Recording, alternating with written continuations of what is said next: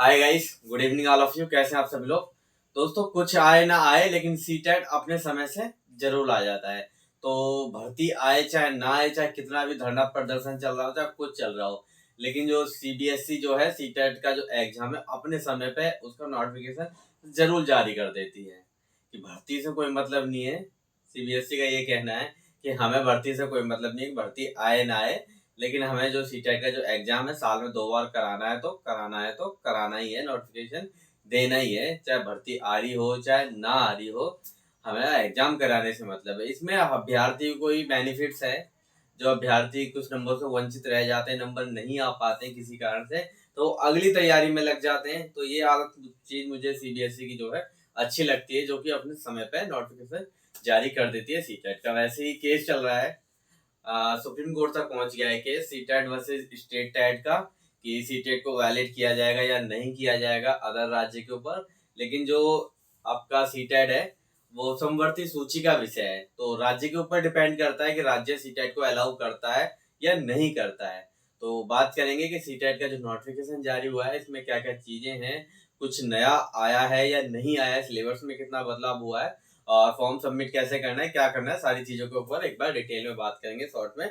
कल ही नोटिफिकेशन जारी हुआ है और आज 1 महीने का समय मिला है उसके अंदर। ठीक है।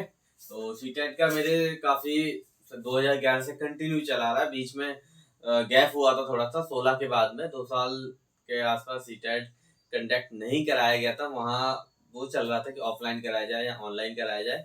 बीच में 2 बार सीबीएसई ने सीटेट को ऑनलाइन भी कराया, कई पालियों में हुआ एग्जाम। तो इस वजह से क्या है, एग्जाम सफलतापूर्वक नहीं हो पाया, लीक की समस्या आई उसमें। तो अब 2-3 बार से क्या है, फिर दोबारा से सीबीएसई ने सीटेट को ऑफलाइन ही कर दिया गया है। तो पेपर की डेट भी अनाउंस कर देता है पहले ही कि ये पेपर की डेट है। यूपी टेट की तरह नहीं है कि उसमें डेट ही अनाउंस नहीं है कि एग्जाम कब होना है, बाद में डेट अनाउंस होती है। लेकिन जो सीबीएसई है सीटेट की जो है डेट अनाउंस कर देता है कि इतनी तारीख को एग्जाम होगा। ठीक है। तो बात करेंगे हम लोग सीटेट के बारे में।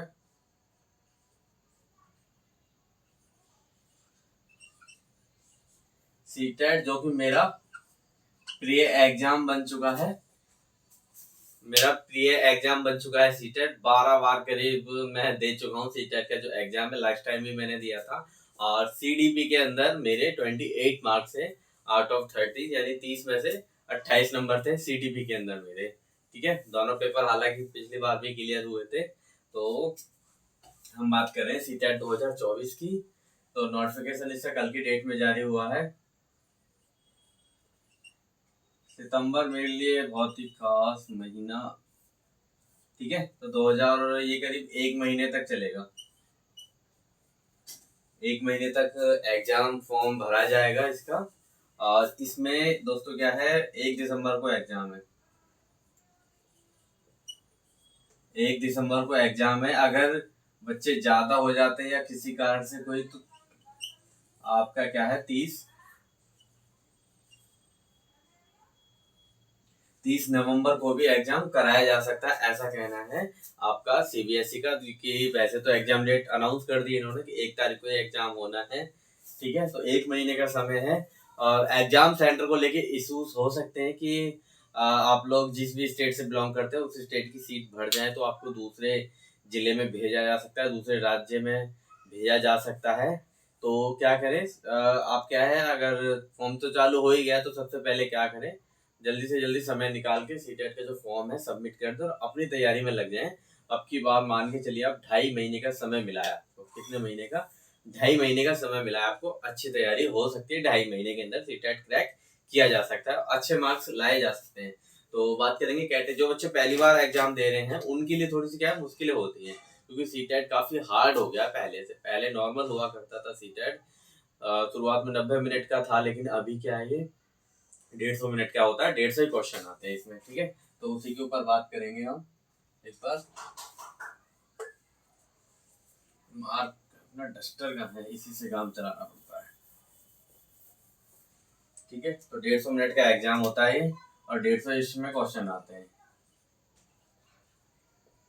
150 मिनट और 185 इसमें क्या होते हैं, 150 मिनट और 150 ही क्वेश्चन होते हैं। 2.5 घंटे का समय इसमें आपको दिया जाता है। ठीक है गाइस।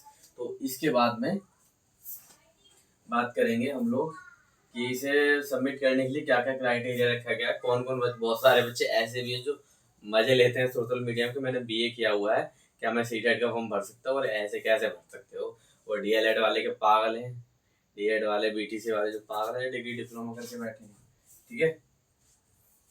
तो अगर आपने डीएलएड जो आपका एनआईओएस वाला है उसे बाहर कर दिया गया था बिहार के अंदर 18 महीने वाले को, ठीक है। अगर आपने 2 वर्ष का आपने 12वीं किया हुआ है, 12th के बाद आपके पास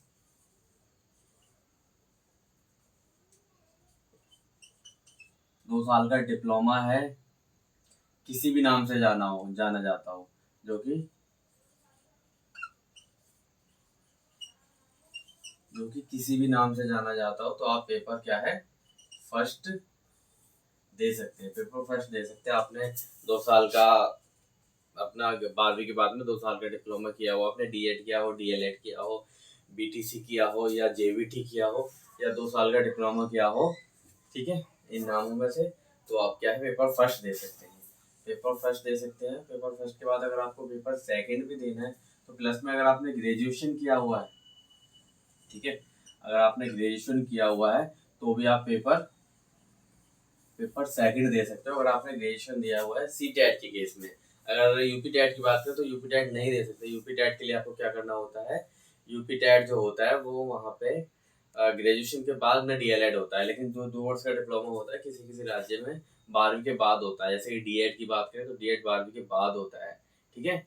एमपी में बात करें हम लोग, यूपी में बात करें तो डीएड जो होता है डिप्लोमा 2 साल का, वो भी डिप्लोमा है, वो भी प्राइमरी टीचर का डिप्लोमा है, लेकिन वो 12वीं के बाद होता है। तो उसके और यूपी टेट में क्या होता है, जो डीएलएड होता है बीटीसी भूतपूर्व नाम, तो वो होता है ग्रेजुएशन के बाद में होता है। तो इसलिए क्या है गाइस, अगर आपको पेपर सेकंड भी देना है तो अगर आपने ग्रेजुएशन किया हुआ है तो उसमें ऑप्शन आता है, अगर आपने ग्रेजुएशन किया हो, सेकंड वाले की बात कर रहा हूँ मैं, और प्लस में आपका क्या है 2 साल का डिप्लोमा हो, 2 ईयर डिप्लोमा हो, 2 ईयर आपने डिप्लोमा किया हो तो वो पेपर सेकंड दे सकते हैं, ठीक है, तो भी पेपर सेकंड दे सकते हैं। और अगर प्राइमरी से तो बाहर कर दिया गया बीएड को, तो अगर आपने बीएड किया हुआ है तो ठीक है भाई, अगर आपने बीएड किया हुआ है तो बीएड किया हुआ है तो आप पेपर सेकंड दे सकते हैं, ठीक है, तो आप पेपर सेकंड दे सकते हो। फीस की बात करें इसमें तो फीस तो वही सेम रहने वाली है, फीस में कोई इजाफा नहीं किया गया है। पेपर फर्स्ट 500 रुपये कैटेगरी के लिए, 100 प्लस कर दो, अगर 2 देखते हो तो इसमें हो जाता है 100 प्लस 600 हो जाता है, और इसका वहाँ हो जाता है डबल, वहाँ 1000 रुपये लगते हैं आपके। अगर आप कैटेगरी से रिजर्वेशन नहीं है आपके पास में तो आप वहाँ आपके 1000 रुपये लगते हैं, और वहाँ डबल हो जाता है 1200 रुपये लगते हैं। तो पेपर होना 1 तारीख को, 2.5 महीने का समय है, अच्छे से तैयारी करें। ये फॉर्म वॉर्म तो भरते रहेंगे, इसमें कोई वो नहीं है ज़्यादा, ठीक है, फॉर्म वॉर्म भर जाएगा सारी चीज़ें। तो ऑनलाइन टाइम निकाल के फॉर्म को सबमिट करें, दिन में कर दे, रात में कर दे, टाइम मिले जब भी कर दे, ये सारी चीज़ों को ध्यान रखना है, ठीक है, क्राइटेरिया इसमें देखना है। और अगर आप अपेयरिंग में हैं तो भी आप अप्लाई कर सकते हैं, अगर आप अपेयरिंग में हैं तो भी आप क्या कर सकते हैं, अप्लाई कर सकते हैं। एनसीटी का गाइडलाइन थी तो उसमें कहा गया है फर्स्ट डे से ही अगर आपने एडमिशन ले लिया है डिप्लोमा के अंदर, डिग्री के अंदर, तो आप सीटेट को क्या है क्लियर करते हैं तो वैलिड होगा। और सीटेट का जो सर्टिफिकेट है वो ऑनलाइन आता है, रिजल्ट भी ऑनलाइन आता है, तो डिजी लॉकर से डाउनलोड करना पड़ता है। तो पहले जब 2011 में शुरुआत हुआ तो 15-16 तक बाय पोस्ट आता था, तो एक फीलिंग्स आती थी अलग सी कि हमारा रिजल्ट क्लियर हुआ, उसका सर्टिफिकेट आया। लेकिन अब क्या है, डिजी लॉकर के अंदर आओ, मोदी सरकार में फिर डिजिटलाइजेशन हुआ है, सबसे ज़्यादा डिजिटल पेमेंट यूपीआई अगर कहीं यूज हो रहा है तो वो अपना रहा है अपने इंडिया के अंदर यूज हो रहा है। तो डिजिटल के तो मार्कशीट भी अब डिजिटल हो गई है, ठीक है, तो अपनी मार्कशीट भी इसकी क्या है डिजिटल आती है। तो बात ये है सारी, अगर आप पहली बार ये फॉर्म वॉर्म की बात को छोड़ो, ज़्यादा इस पर ध्यान नहीं देना है, कहीं से वो भर जाएगा सारी चीज़ें, ठीक है, जिसमें कोई अपलोड नहीं करने पड़ते डॉक्यूमेंट वगैरह, नॉर्मली 4 स्टेप होते हैं, वहाँ लॉगिन करके लॉगिन पासवर्ड बना के ये सारी चीज़ें हो जाएंगी। तो 2.5 महीने का समय है, तैयारी करनी अच्छे से। तैयारी कहाँ से करनी, पीवाईक्यू क्वेश्चन उठाने हैं, कथन पूछता है, अब ईवीएस पे इतना ध्यान किताबों में से नहीं पूछता, लेकिन पॉइंट टू पॉइंट पूछता है। सीडीपी की बात करें तो सीडीपी को आपको चैनल से पढ़ सकते हो या किसी अच्छी किताब से पढ़ सकते हो। मैथ की बात करें तो 6 to 8 की मैथ पढ़ लो, और हिंदी और ग्रामर के लिए आप लूसेंट ले सकते हो। तो ये 5 सब्जेक्ट रहने वाले हैं, तो अच्छे से तैयारी करें। कोई और चाहिए हो तो आप मेरे से पूछ सकते हैं, ठीक है गाइस। हाँ, तो सारी डिटेल पूरी हो चुकी है, इसके बाद में अगर कोई और जानकारी चाहिए हो तो आप मुझे मैसेज कर सकते हैं, आपके मैसेज का जवाब जरूर दिया जाएगा। सीटेट से रिलेटेड कोई भी आपका क्वेश्चन हो, कोई भी आपके डाउट हो, तो हमेशा से मैं आपके साथ हूँ, और कोई भी क्वेश्चन आपका हो तो आप मुझे मैसेज करें, मैं आपका ज़रूर आंसर दूँगा। नोट्स वगैरह चाहिए हो तो नोट्स वगैरह भी चाहिए हो तो उसकी भी हेल्प की जाएगी आपको, ठीक है। तो धन्यवाद दोस्तों, मिलते हैं नेक्स्ट वीडियो में, तब तक के लिए सेफ रहें और अच्छे से पढ़ाई करें, पेपर क्लियर हो जाएगा, आप अच्छे से तैयारी करते हैं। और इसमें क्या है गाइस, रिजल्ट इसका बहुत कम जा रहा है। मान लो इसमें 24 लाख फॉर्म भरे जाते हैं, कितने 24 लाख में से ओनली 3 लाख बच्चे पास हुए थे लास्ट टाइम। कितने बच्चे पास हुए थे? 3 लाख बच्चे पास हुए थे। तो देख सकते हो पेपर का स्तर क्या हो चला है अब। तो अब पेपर इतना आसान नहीं है पास करना, तो अगर आप तैयारी अच्छे से करते हो तभी पेपर पास कर पाओगे। तो धन्यवाद दोस्तों, मिलते हैं नेक्स्ट वीडियो में।